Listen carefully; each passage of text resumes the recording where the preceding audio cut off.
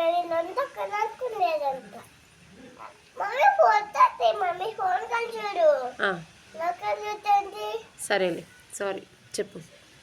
అక్కడినంతా ఒక దాక్కునేదంట. కాకి ఎలాగైనా తినాలంట.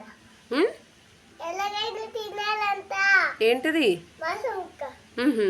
మాసముక్క ఎలాగైనా తినాలని చెప్పింది. కాకి కాకి నా కోసం ఒక పాట పట్టాక సవాపత ఉంది. ఏంటో మాసముక్క కింద పడిపోయింది. అప్పుడు కాకి అంది. ఏమంది? జాగ్రత్త కాకి అంది. జాగ్రత్త. కింద పడితే మాసముక్కకి వదిలేసింది.